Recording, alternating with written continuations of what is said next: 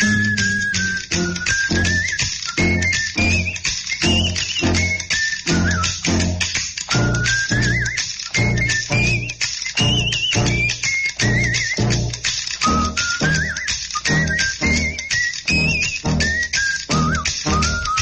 Phil Mikan Show. Did any of that go on the air? Were you able to stop it? Excuse me, people, but somebody twisted my mic. No joke. Somebody twisted my mic. And I'm sitting here getting ready for this interview with Mr. Pratt. I have Larry Pratt with us today, president of Gun Owners of America. He's been on a number of times. He's somebody that I consider a ready reference point in terms of trying to get clarity in my head. He's a very bright man, been around a long time, got a lot of stripes on him. He's like a zebra. How are you this morning, Mr. Pratt? I'm doing very well. At least nobody was trying to twist your arm. Yeah, well, that's next week. Glad it was just a mic. Yeah. Working fine. Well, again, I'm sitting there and I'm busy doing whatever I'm doing, and the microphone is something I'm kind of accustomed to, and it's usually right in front of my face, and then I turned around and I looked, and whoops, I took the wrong mic. But luckily Eric was watching my shenanigans, and he kept it from going out over the air, so I felt compelled to share that senior moment with everybody.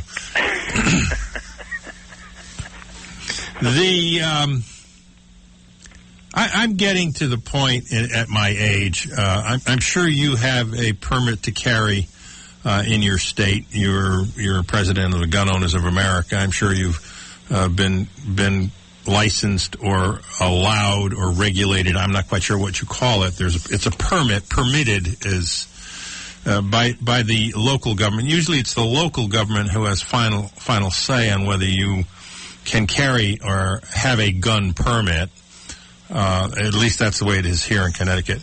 And Connecticut in the last several years has really gone into a draconian line of gun laws. And I would like to go through a little bit of the history of are we as Americans just plain crazy because we want to be able to have the right? That doesn't mean we want to carry a gun or have a gun, but we want to protect the right. And it's called an unalienable right, and it's in our Bill of Rights, to be able to do that. Now, the question that I have is, are people understanding the tremendous responsibility they have if they decide to fulfill that right? I think you'd be very impressed if you had the opportunity that we have here at Gun Owners of America to talk to lots and lots of gun owners over the course of time. These are folks that are extremely conscientious.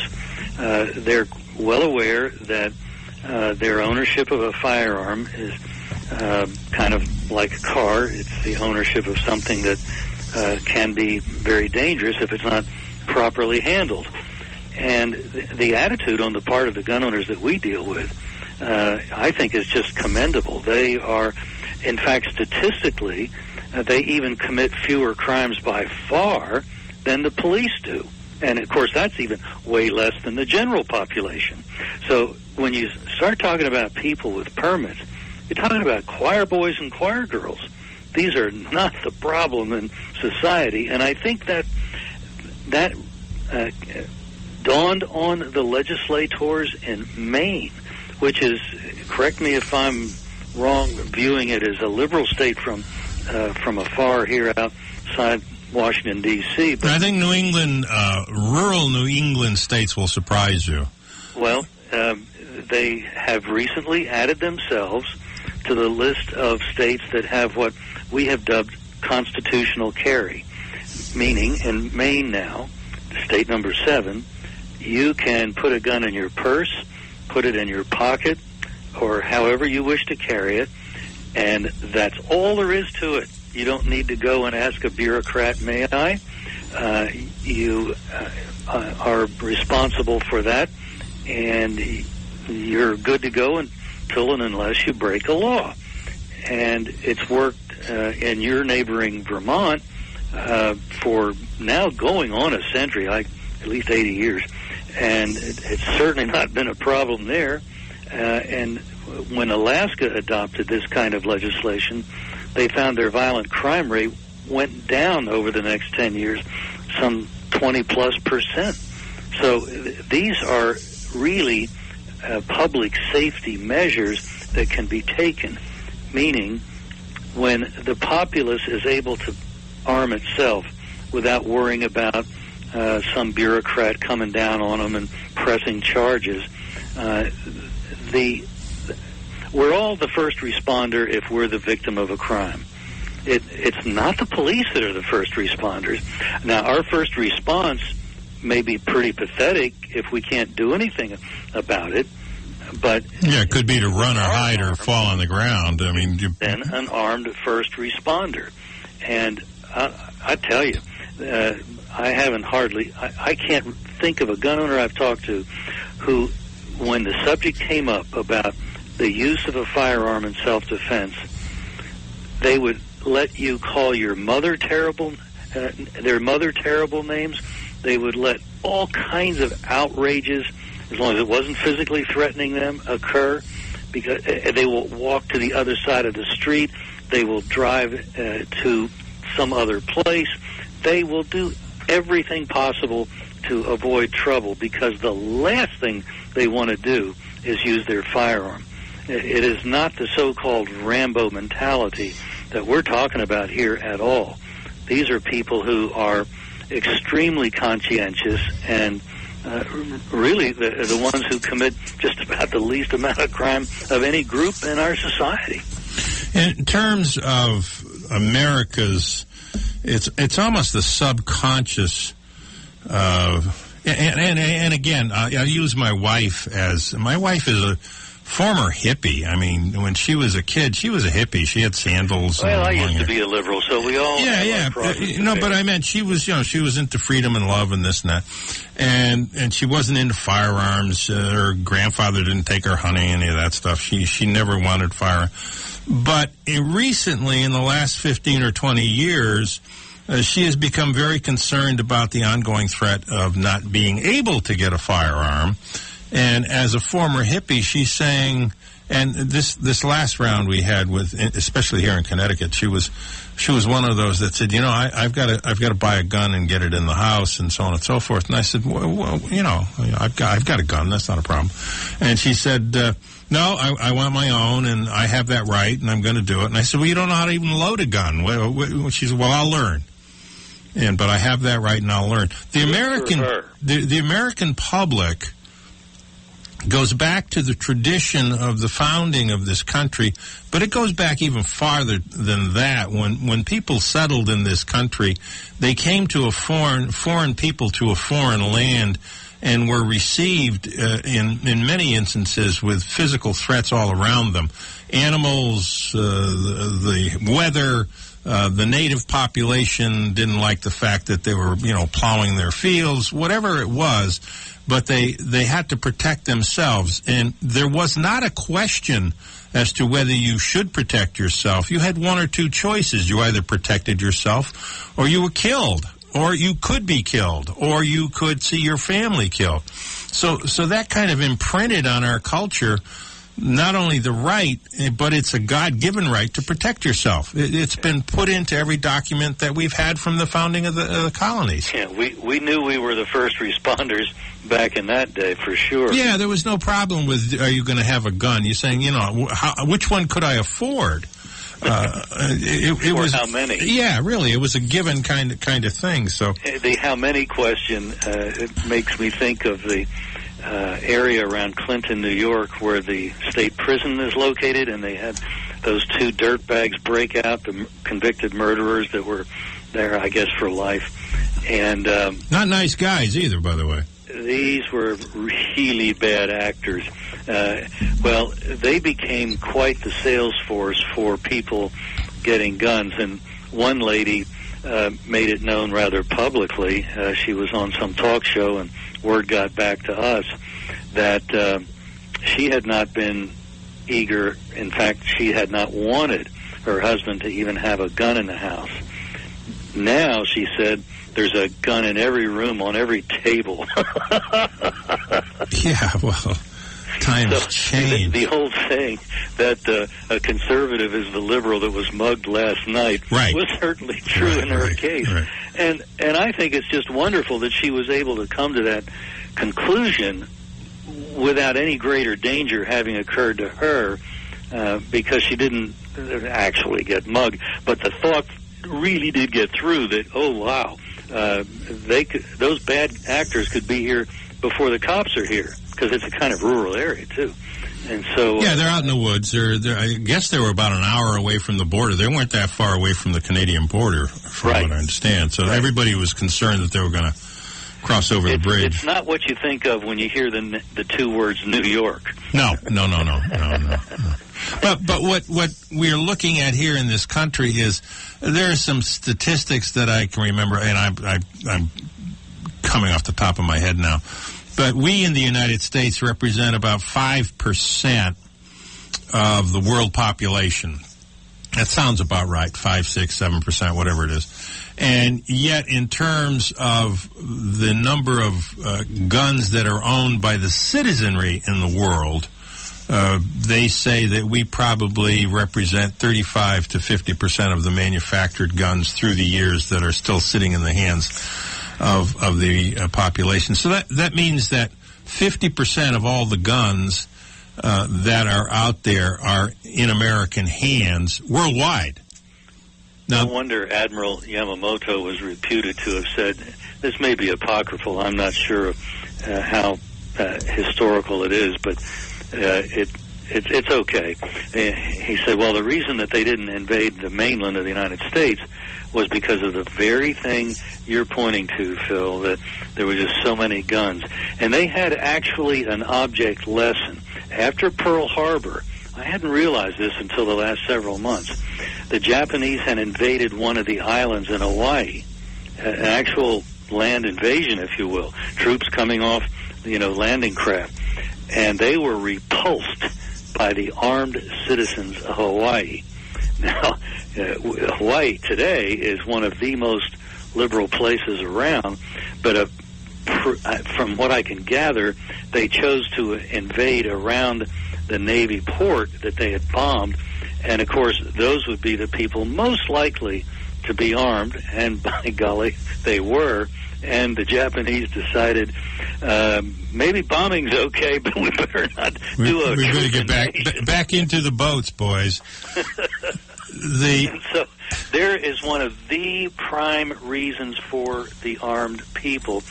But, of course, it's not very politically correct to point out the reason number one is because of our own government. And I don't know if I've mentioned this to you before, but there was an application of the Second Amendment in that context in the last century, 1946, Athens, Tennessee. Troops had returned from World War II, and in Athens they came back to an extremely corrupt little city, and the city fathers were they weren't above stealing an election. And the Democrat primary was the election de facto in those days. They had a general election in November because that was state law, but the area at the time was very Democrat, and so here the powers that be were going to make sure that they got renominated, thus reelected. And as feared, the cops literally went to each polling place and gathered up the boxes. And by the way, this is an advertisement for paper ballots, because when cheating occurs, you're much more likely to see it. And they saw it because the cops were loading up the ballot boxes, carrying them off to the police station, and the men of the town and the area, very shortly after that happened, same night, came roaring into town on their pickup trucks and their cars, rifles bristling out the windows of the cars, surrounded the cop shop. A brief gun battle ensued, and the cops realized that they were outnumbered, they were surrounded, this wasn't going to end well for them, they weren't going to die for some corrupt politician, and so they left the ballot boxes intact in the cop shop, and the reform ticket had won. And I would say that a sequel occurred last year at the Bundy Ranch. Oh, absolutely.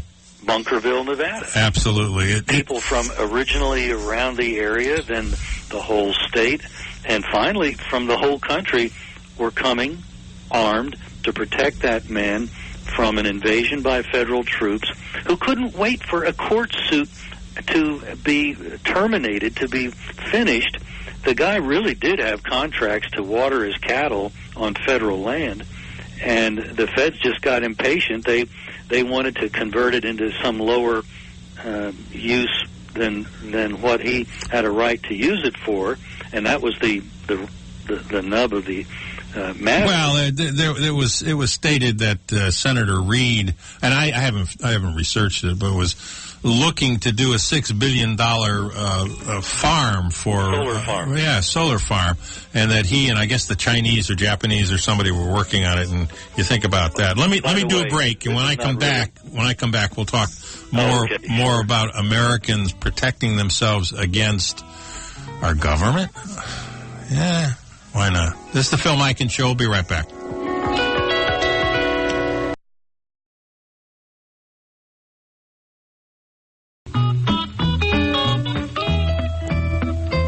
This is the Phil Mikan Show. We have Larry Pratt with us today.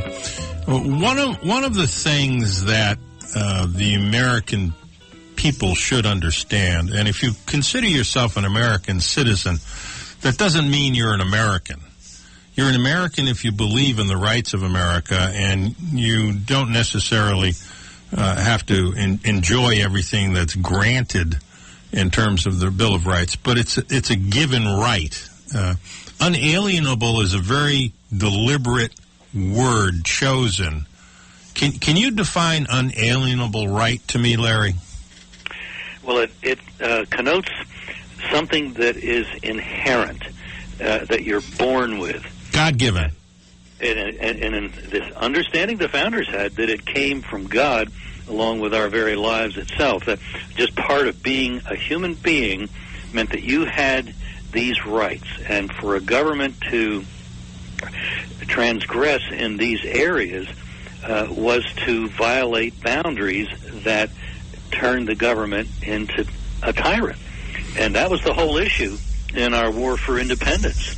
And that's why the Second Amendment is so, well, first of all, it was articulated. There were lots of rights they didn't even bother to list.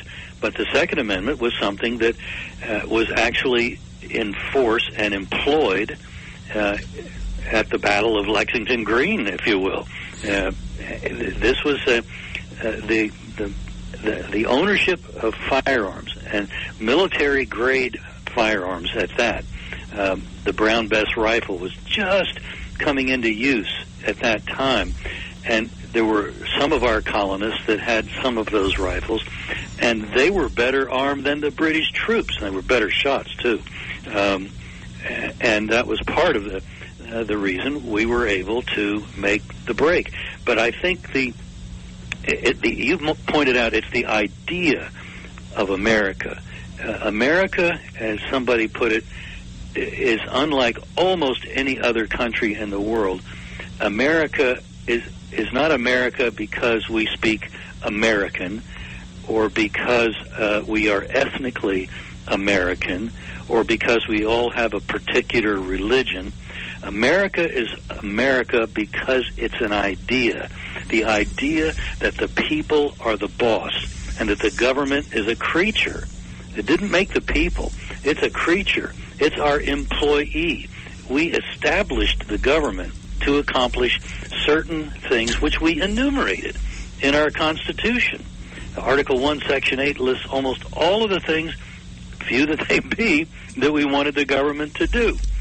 And when we hold that up as a template against what's happening today, kind of gives us an idea that, oops, maybe we've let things get out of control. They kind of got off the reservation. They basically... Good way to put it. Yeah. They're supposed to be on a reservation, whether it be in the District of Columbia or whether it be in Hartford. But there are certain areas where they're supposed to operate, and we really don't appreciate it when they get off the reservation. Well, I think there's a great deal. The number... Let me read you something. And when I was getting ready to talk with you, the Revolutionary War was actually a civil war, and nobody really calls it that, but it was a civil war. It was not just a revolution, and we make it sound like, okay, everybody started out because we wanted to break with England, and that's not the way it was when that war started. The war started actually in, I think it's April 15th, 14th, 9th, like that, in 1775. And it starts when Gage goes and sends 800 British Marines, which were an elite kind of force, and a force of 800 armed redcoats marching from Boston to Concord and Lexington. And the revolution group had been warned that they were coming, so they had a day's notice. And they were coming not to go and spread the king's glory and pass out roses and candy to the local population. They were coming to take the powder from the armories that they had in Lexington and Concord and to confiscate the rifles you talked about. And they had already had bans on the importation of powder and ball. Yeah, they'd already done that. So after this altercation, the British come in and they have the shot heard round the world happens in Lexington, and it's the seven or eight colonists are killed, and there are about 15 or 20 that are wounded. We really don't know the numbers, and this is facing, you had a group of 70 guys standing up, probably wetting themselves, because they were standing up in front of 800 armed redcoats with their pitcairn saying, get away, you rebels. And that declaration kind of coins what's happening, and they fire on them. And then they go to Concord. Nothing happens. They are then decided very quickly to go back, because all of the small villages and towns around Lexington and Concord, which these two were, the representatives from these towns, the militia, go and they start shooting back. And they're shooting from behind trees. Beyond the pale for the so-called rules of war in that day. They had initially, as you say, tried to have a line facing the British line. And I agree with you. There must have been some guys that were not in control of all of their faculties. Well, I don't think I would have been. You look at that's like facing a tank. The fact that they didn't turn and run all of them must have been the first inkling that the British knew that, hey, this ain't a normal day.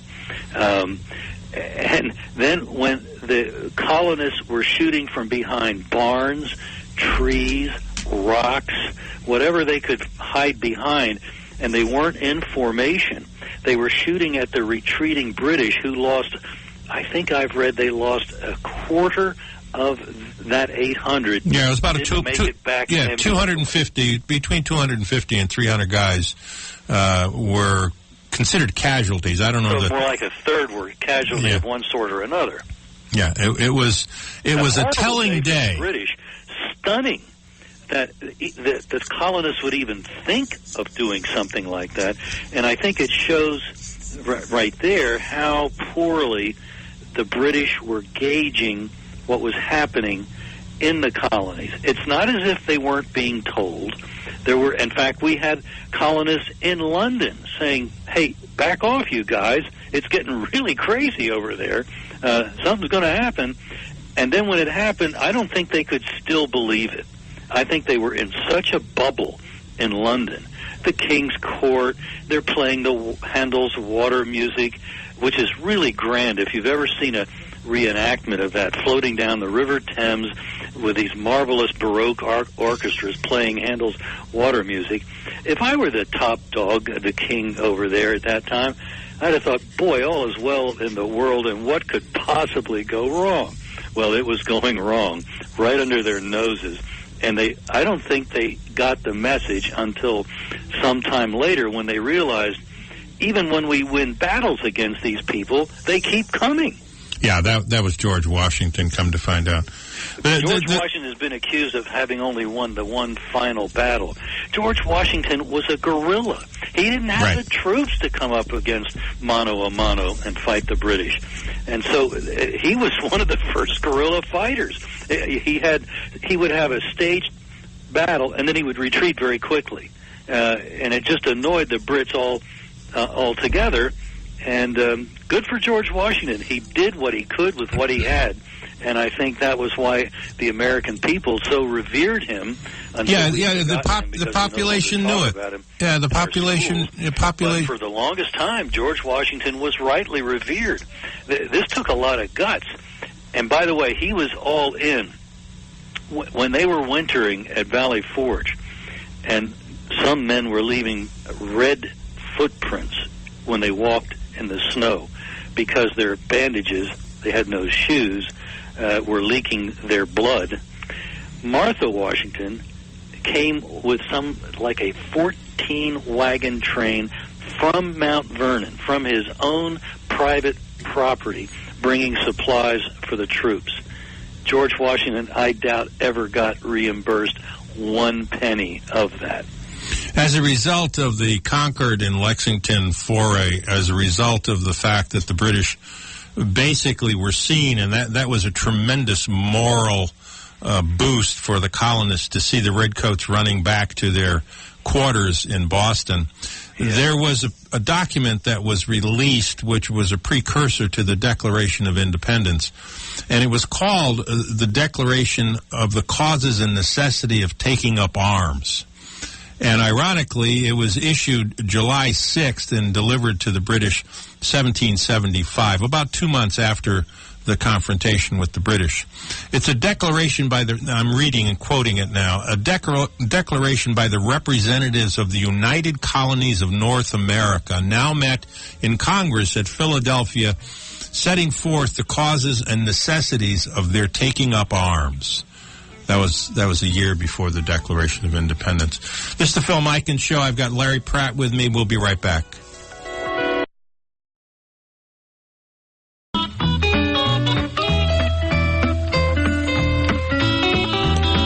This is the Phil Mikan Show. We have Larry Pratt today with us from the Gun Owners of America. This is going to be a two-part program. The first hour will be with Larry Pratt. The second hour is going to be with Eric Pratt. Eric is the Director of Communications and well-spoken in terms of the right to bear arms, the Second Amendment, and some of the things that are out there that many citizens in America see and are very uncomfortable with.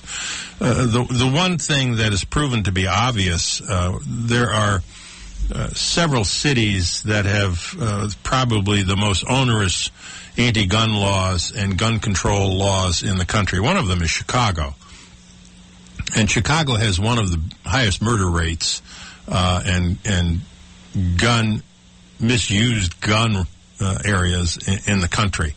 The same is true in Los Angeles. The same is true in places. And we've seen this in what we've seen in Baltimore when basically the police department, and they're not admitting it, but the police department, due to political interference and kind of harsh political inference as to their ability, the police department basically sat there and said, okay, you want us to be nice guys, we'll be nice guys. And the murder rate and shooting rate went up 300%. I mean, it was 50 people were shot, 25 were killed in a 30-day period. It was astounding. So gun control laws and taking guns away from the general population and using gun control laws as a excuse to arrest the citizenry is not working. And also, it's getting the citizenry to the point where we think we need more guns.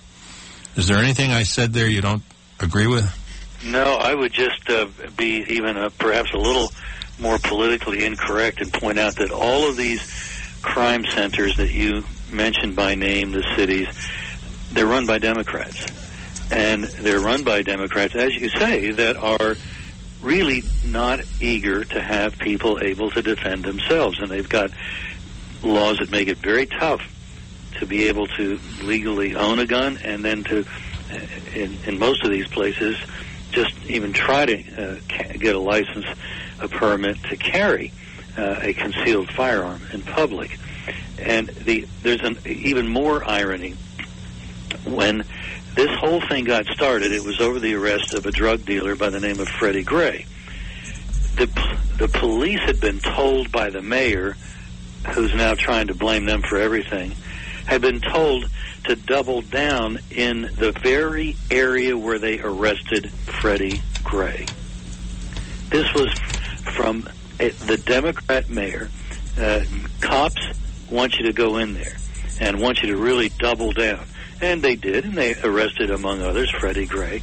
And we know the rest of the story. He ended up dying as a result of or during that process.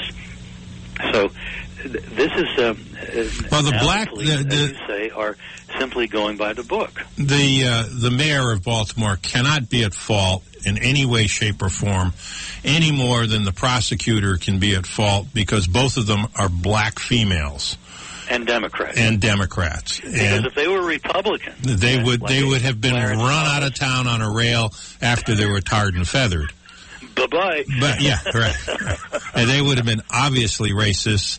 And these two women are not racist. They are enforcing the law, and they have proven, one, the prosecutor is very young, and she's proven her ineptitude by what she's done. She has gone and indicted 6 police officers and is going to put them on trial and make a fool of herself and all of Maryland. And you got 3 black officers who, by the way, all of which were commanding officers. Yeah. The schleps in the group were the 3 white cops. I mean, you know, Baltimore is a black town. The optics are all very much away from the narrative that we're supposed to be understanding. Well, but the thing is, the media doesn't talk about that. They talk about police in general, and you know, all of the wishes for the liberal media and the Democrats have come true in this scenario, and yet the scenario is playing out as it did when the whites or another race were in control of the mechanisms and the wheels of government. And the wheels of government predict and kind of dictate that you're going to have to do certain things to maintain order and keep anarchy from jumping in. It doesn't make any difference what color you are. You've got to uphold the justice and the, kind of safety of the public. Well, I think the prosecutor, if I remember correctly, maybe the mayor, I think the prosecutor went to Oberlin, which is uber liberal college, and I'm sure she's acting very much in concert with the ideas and the worldview that she was given at Oberlin College. And the pity is that when the liberal worldview meets reality, people suffer. Well, not only do people suffer, but there's a collision and a big bang usually. It's like recreating a whole new world. It doesn't necessarily, the theory does not necessarily work. And what you see, and I got to tell you something, the Baltimore Police Department is a highly regulated police department. It has a river patrol. It has a marine division because of the docks. It has an equivalent to special forces because of some of the crime. You know, it's a port town, so it gets a lot of stuff that comes in that people want to spread around the country. So it really is a center, a hotbed, as they used to say in the movies, of a lot of activity that is very concerning for the general public, because they bring in dope, they bring in guns, they bring in all kinds of stuff. And it's just a very busy place. And it's dominantly black. It's the community and the city has been dominantly black, and they basically, the police department, I forget the number of the police department, but it's a large department. It's not a nickel and dimer. Right. It is a large department, and whatever the shortcomings of the police department, I really think they were set up for a bad rap by the incompetence of the mayor and council that run that city, who were, I'm sure, working faithfully in compliance with the views that they had learned at college. And it turns out that what they learned in college is really bad juju. Yeah, right, juju. I haven't heard that for a while. But what you're also looking at is Now, and here's the cracker on this one. The police commissioner who runs that whole operation, and it's a mammoth operation. It's a very complicated police system. I mean, it's not easy. But the system was run by a black guy who was, when he came in, he was going to be closer to Moses. I mean, he was kind of a very special enforcer, and he got thrown under the bus. He's gone. Right. So all of a sudden, Baltimore truly, in terms of its politics and political force, has become colorblind. And it's interesting to watch because the rest of the country is not really being talked. It's, we see these people standing in front of us, basically giving us the facts and what they're doing, the mayors and the police commissioners, and it all falls flat on their face. And yet nobody is sitting there and saying anything like, well, can we fix this? No, it's the cops' fault. That's what happened. It was the bad cops. Right. And they just blanketly... And of course, the idea in dealing with their crime of facilitating people getting firearms to protect their homes and their persons when they're out of their homes, if you suggest that to the leaders of Baltimore, they're going to probably initially have a stunned look on their face, and then they're going to say, what kind of a nut job are you? That's a crazy idea. Well, it just so happens that when you, even in the District of Columbia, which is not where I would normally direct your attention for considering a wise policy, when the court imposed on them some measure of fidelity to the Second Amendment, crime started to go down in the District of Columbia, which used to compete with Chicago for murder capital of the country. This has been something that has happened in county after county, state after state, where laws have been enacted making it easier for people to carry concealed firearms. Then the murder rate and the violent crime rate goes down. And it's something that's ignored by these... Yeah, deliberately. Alabama, for example. Take a look at Alabama and take a look at Maryland. Now, Alabama has Montgomery. It has big cities. It has this and that. Alabama, in I think I was, again, on Article 2012, 13, 14, whatever it was, had one homicide in that year. And I'm not saying that wasn't a dreadful event, but it had one homicide, and it has one of the most lenient law regs as far as carrying and right to carry and firearms, right, in the country. It could be thought of as Nevada or what Arizona used to be. After the constitutional carry states where no permit at all is required, Alabama would be right up there in terms of friendly to personal self-defense.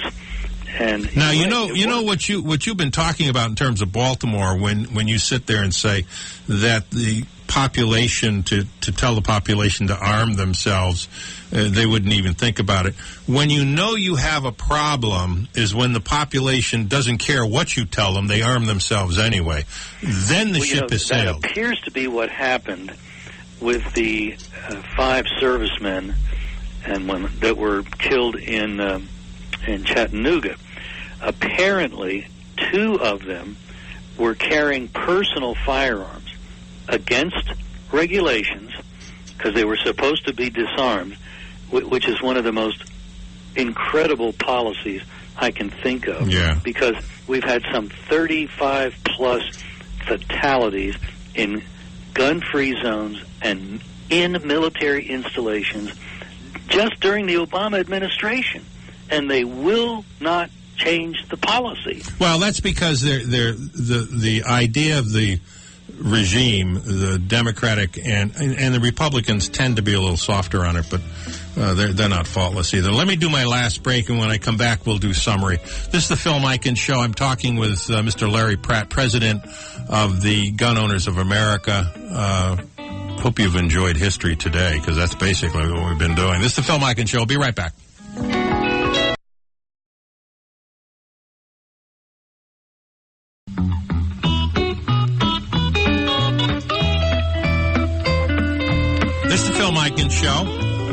have Larry Pratt with us. I'm reading a quote from a book called Population Control, and the author's name is Jim Marrs. He's written a number of books concerning government expansion and some of the loss of rights and things like that. And I thought that this would be interesting, and it would be kind of a good thing to end with Larry for this particular show. We're doing another show on firearms tomorrow. In April 2014, this is a quote now, 45-year-old Mitchell Large, a man whom authorities said had a lengthy criminal record for domestic violence and assault, was fatally shot by members of the Luis Pena family after he broke into their Winter Haven, Florida home. Police Chief Gary Hester said the father, mother, and adult son all armed themselves, and a warning shot was fired, but the intruder continued into the house. No charges were filed in the Pena case, and Hester told the media whether Large was armed or not armed, when he failed to retreat, they certainly had a right to defend themselves. And the court agreed. How many of those have you heard about? Well, we hear about them because we look for them, and we have all kinds of search devices set up so that those kinds of reports come to us. But they typically, if they are even in the normal old line media, only get seen at the local level. And if it's a legitimate use of a firearm in self-defense, as the one you're describing, even where the perpetrator might be wounded or killed, it's not going to get the same kind of attention as, say, a young woman in San Francisco on the pier who was killed by a dirtbag that kept invading our country. And whether he stole it or someone else stole it and he got it from the thief, the gun he used to kill Kate Steinle was stolen from a break-in in a car of a BLM agent in one of the California cities. Now, this raises the question, what kind of agent is this? If he's a federal agent, my assumption is that he can carry a gun almost anywhere. Maybe not on an airplane unless he's taking a prisoner, but almost anywhere. And he had the thing in sounds like a gym bag, visible in his car, not in his trunk. And so there was some negligence involved on the part of the person that owned the gun, or at least had the gun issued by the government. And so it was the negligence of a government agent, a gun issued by the federal government to the agent. That was the team that teamed up, in effect, to murder Kate Steinle on the Embarcadero in San Francisco on the waterfront. Well, the thing that the media has, and that was picked up by a lot of people in terms of highlighting immigration.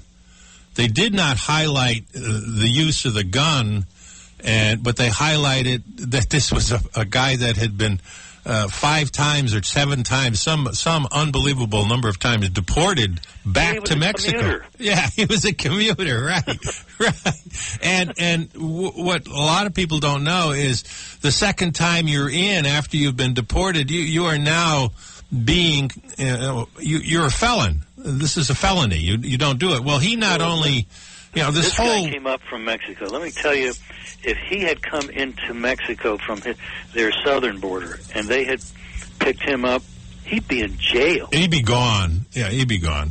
They don't mess around. And then they turn around and tut us for talking about building a wall, about trying to control our border. I think that's why you're seeing Trump resonate so much with, you know what Trump is doing, which is really something. Rather than trying to go for fractions of the minority voting bloc, rather than trying to get a lot of the women or more of the Latino or more of the blacks or more of the disenfranchised or more of the Latinos that are questioning whether Trump is going after the white vote. He's going after the majority, and what he is saying is things that many of the majority of Americans feel, that immigration has got to be brought under control, that the politicians are basically doing things which are invest yourself if you're a politician or a lobbyist.